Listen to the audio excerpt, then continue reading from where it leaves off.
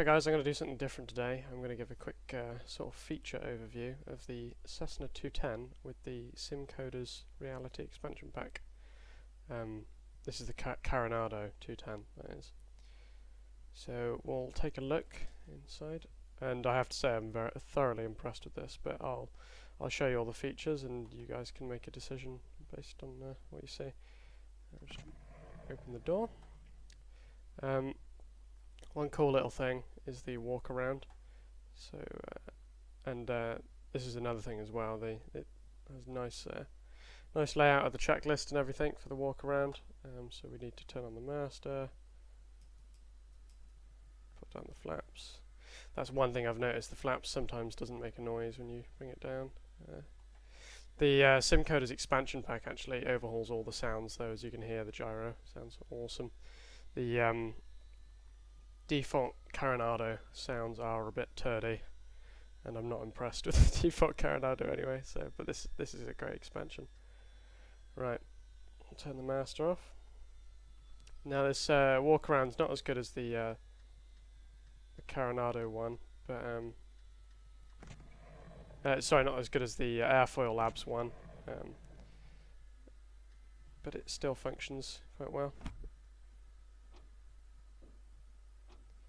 Yeah, I'm still not sure if you can actually have any failures in the sort of hinges and stuff on the I haven't seen anywhere where it actually says that you can, so I'm not sure if this is actually just nonsense that we're doing or if we're actually checking for something. Obviously tie downs, yeah, I'm not sure if this can break. That's another bug. Normally that doesn't happen, but flaps stay down, but yeah, still not sure if that does anything. Chocks, they actually do hold you in place as well. There's no bugs with that, which is pretty cool. So if you try and taxi with the chocks in place, you won't go anywhere. You can put a cover in here. Cool. This is actually pretty cool because the covers, if you have the engine preheat on, the covers can actually decrease the amount of time it takes for the engine to be warmed up, which is a pretty nice little simulation. And then there's the tyre statuses, obviously, for each tyre. And as they decrease, I'm pretty sure you get less and less grip, because I broke my tyres at one point and sliding all over the place. Chocks. I haven't tested if the pitot tube, if you leave the pitot tube cover on, if it works or not. So once you've done that, you can hop into the cockpit, close the door. Now, Carenado do pretty much, in my opinion, they do quite a lot really, really badly, mainly flight modelling and shit, but their cockpits are pretty nice, all nice and high res and everything, and there's no mip-map problems as well, which is pretty cool. Unlike the Airfoil Labs one, unless the Airfoil Labs Cessna 172, if you don't have anti-aliasing on 4 times SSAA, then you'll get some horrible, like, jaggedy lines in all of the gauges, but that doesn't happen on this one, which is quite nice. Alright, so we're going to run through the startup procedure. Now, one handy thing that we've got here, if you move your mouse over to the right, depending on whether you've got track R or not, this might be handy or really annoying. You can turn it off in the settings. Up here, hang on.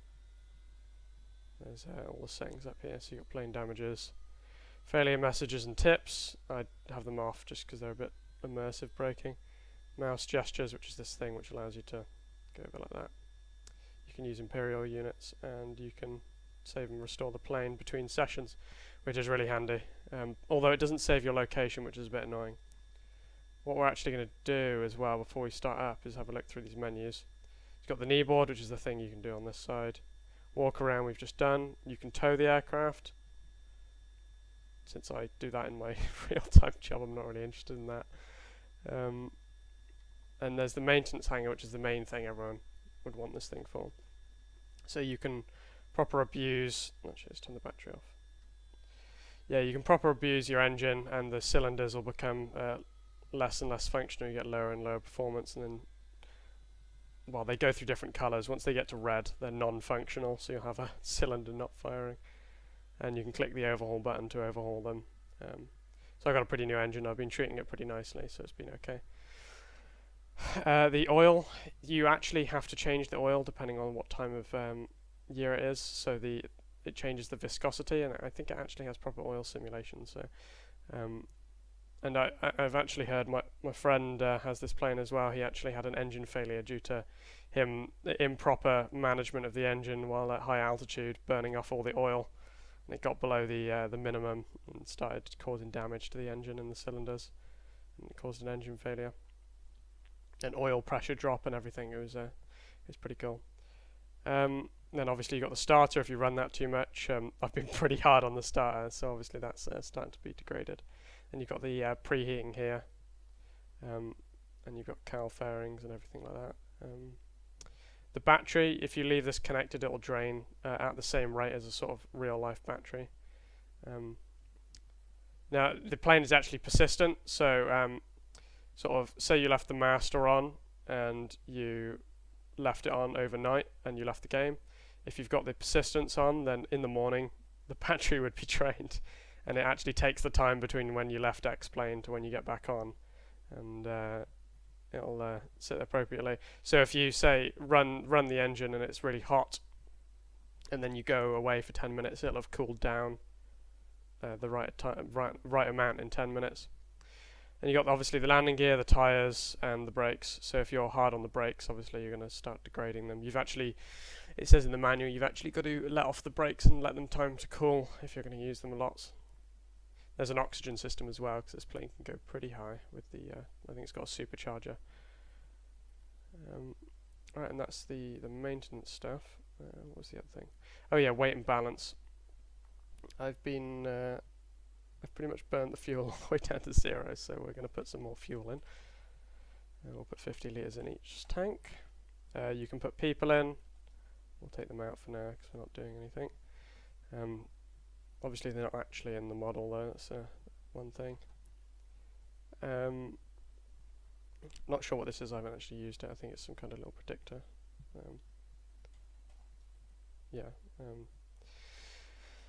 So you put in the flight time and it gives you the fuel flow that you need to use to do it. But I think that's to get these values for the takeoff and landing.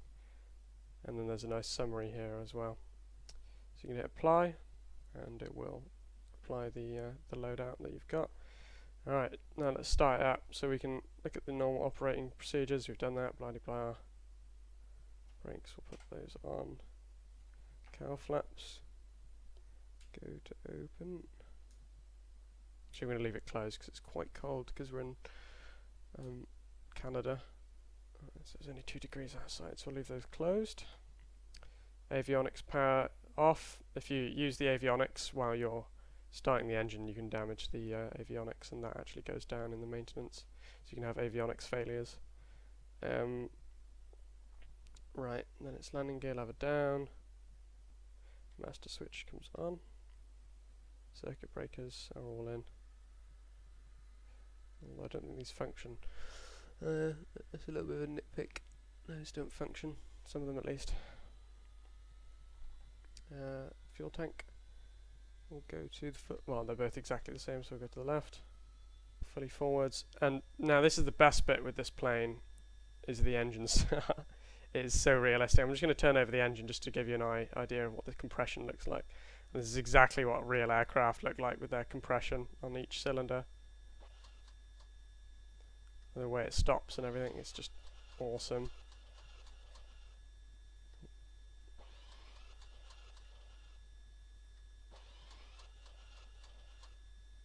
It's just amazing. There's nothing else in X-Plane like it. I've never seen this before. It's absolutely amazing how good this is. Alright, well, we're going to put some fuel into the engine. So we're going to have the throttle wide open. So we're going to prime, and in the manual it says to prime for up to 60 on the fuel flow. This will depend on whether your engine's hot or cold. At the moment the engine's way cold, so we're going to give it up to 60. There we go. That should be enough. I'm going to pull it out. It may not go. Give it a little bit of throttle, give it some fuel. There we go. Right, there's alternator on, avionics on. Right. Unlike the Airfoil Labs Cessna 172, there's no headphones thing to reduce the volume, so you've got to kind of have the volume a little bit lower in the first place. Check that oil pressure is all okay.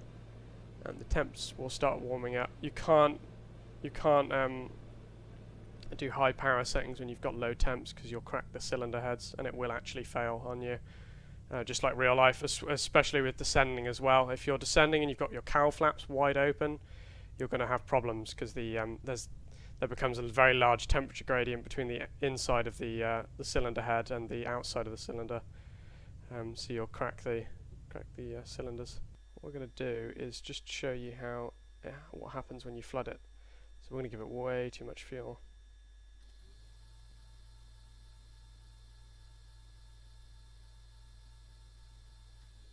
Right, this is going to be thoroughly flooded now.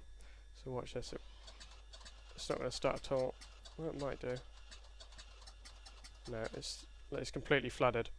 So now what you have to do, in real life, probably what I'd do is get out and go and turn the prop backwards with the throttle fully open, but in this you can't do that, so it'd be awesome if they added a feature for that. But in this, what you can do though is you can try and clear the fuel out by either with the throttle full open and the mixture out, so you're now pushing pure air into the engine to try and clear out the blockage, and that'll clear the cylinders, and hopefully at some point it should crank over here. What you can also get if you've got a hot engine is you can actually get vapor locks in the lines, because this is a fuel injected engine. The fuel lines run very close to the cylinders, and if the cylinders are obviously very hot, it can actually cause the fuel to evaporate. So on hot days as well, you might get an engine failure due to this. So you got to be watching out for it. But to get rid of vapor locks on startup, you can just literally run the fuel pump with the mixture out and the throttle full open, and it will clear out any vapor locks you get. Oh, there we go. You see that? So another thing with the flooding is you can just leave it, and the fuel will evaporate after a while. So if you flood it really, really bad, then you'll have to wait like 15 minutes for the fuel to evaporate. Right, we've turned on the lights. Good thing about these lights is they're really nice and variable, so you can have them either really bright or you can have them quite dim. So we're going to have them quite dim since it's quite early morning. There's one thing about the scroll is the zoom in. Keep those on. Now, one nitpick with the Carenado scroll thing, if you've got track IR or head shake, it does not work. Look at this, it's ridiculous. So the only way to make it work is to pause the game, turn off a track IR, then scroll it, and then obviously the altimeter doesn't even move. So I've had to assign some buttons to do this. Turn on back on the yoke. We'll lean out the mixture. One thing I haven't noticed is any fouling plugs, so I'm not sure if that's possible in this. Someone correct me if I'm wrong, but I don't think it's possible. I have been running it rich quite a lot, and I haven't had any fouling plugs when I did the run-up check, but maybe it's just not happened yet. Right, we're starting to get warm, so I'm going to open up the cowl flaps a little bit. Okey-doke. Right, I think we can taxi. I haven't done a run-up yet, actually, so let's quickly do that now.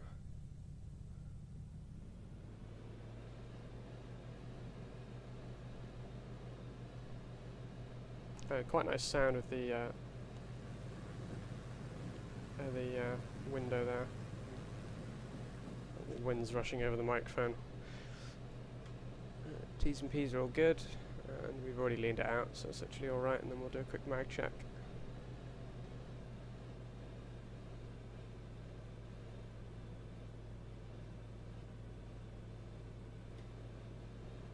Yeah, that was all less than 100, so that's all good.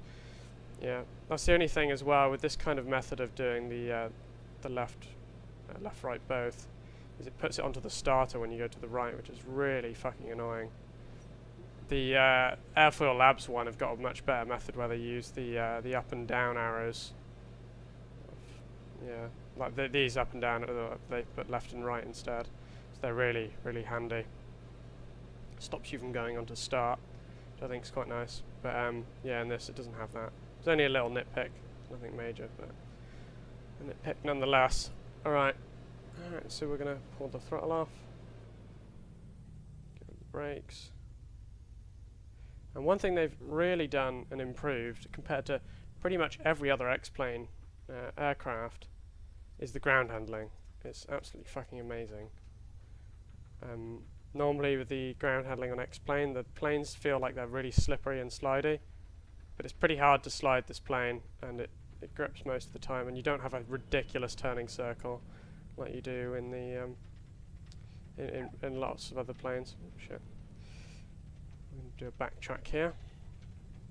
And that's another thing, this plane handles crosswinds. Turn around here. We should have had our strobe on because we're on the runway. Right. There's not much wind, so we're going to use a bit of takeoff flaps. Well, this thing does climb like a beast, and this thing's got retractable undercarriage, so it's got even less drag when you're climbing out. Nice and gentle on the throttle here.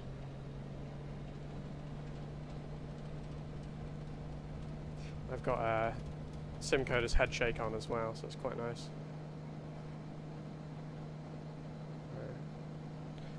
Pull the gear up in a second. There we go.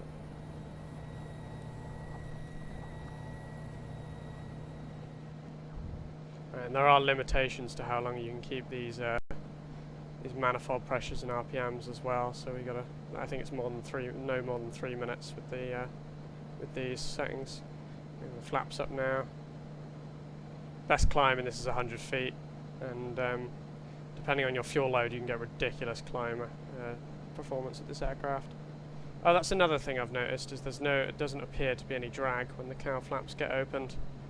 I'm not sure if this is just a failure on Carenado's part, or if it's the simcoders or whatever, but yeah, that doesn't appear to be there, which is a bit of annoyance.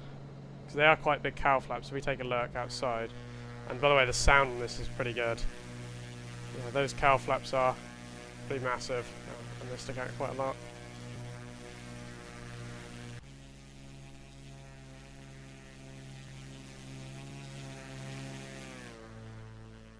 Yeah, so you can see the sound's quite nice.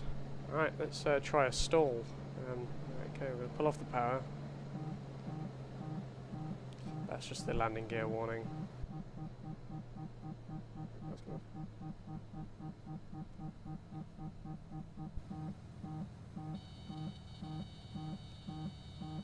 Stall on.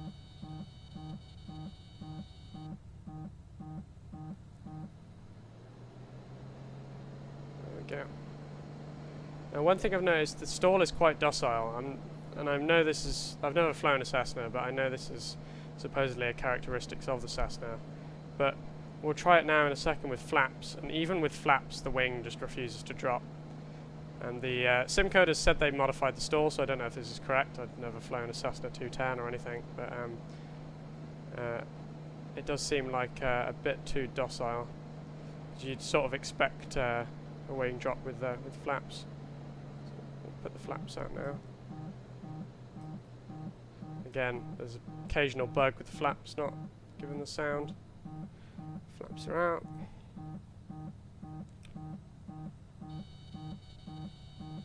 And still nothing, no wing drop. We kick a bit of rudder in, but nothing.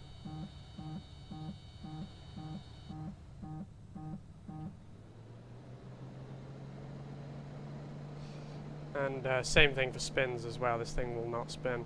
Although I know that's a trait of Cessna's as well. So let's try a spin quickly. Probably aren't allowed to even spin this aircraft. I'm not even sure.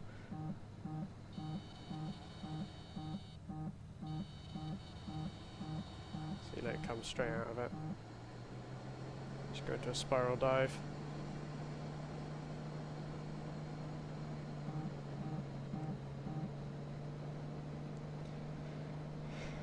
Right.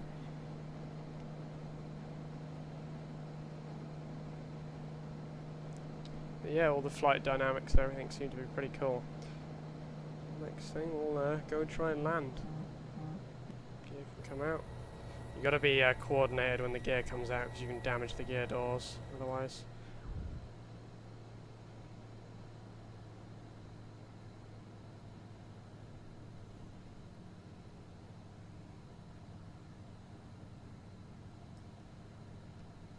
stage flat. Quite nice for a glide approach. Actually, we should bring it back to 80, because 80 is best glide. And bring some more flap out.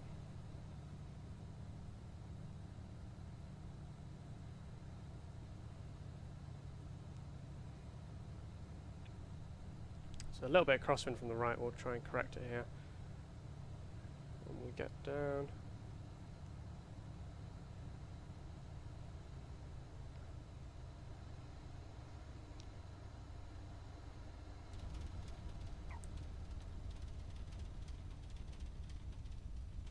So yeah, the crosswind landings in this thing are amazing. Just like they are in real life. Right, left, nose. It's perfect. Normally with X-plane, you'll get the right down, then you get the left down, and then it won't grip and go straight. It will sort of try and point into the wind. Which is not correct, because obviously when you've got the tyres down, you've got shitloads of grip. So we'll backtrack, do one more circuit, just so you can see another landing, and then we'll call it a day.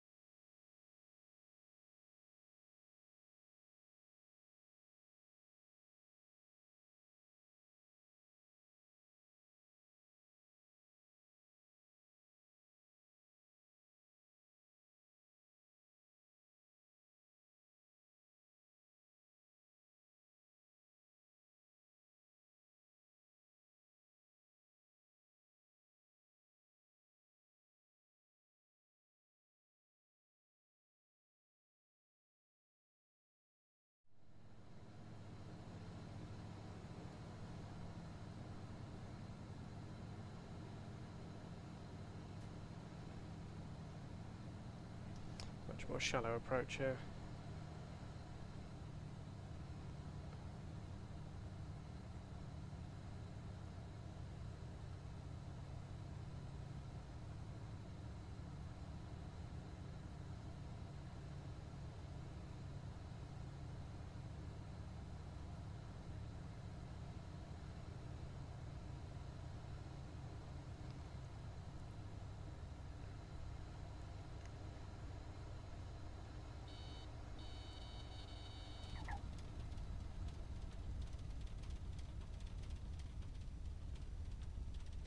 Stall landing. That's always nice. Yeah, so we'll call it quits, and I'll show you the shutdown.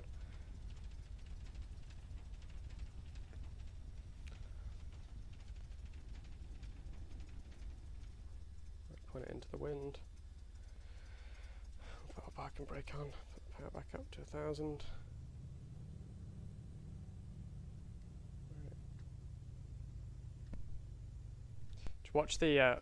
Watch the propeller when it stops here.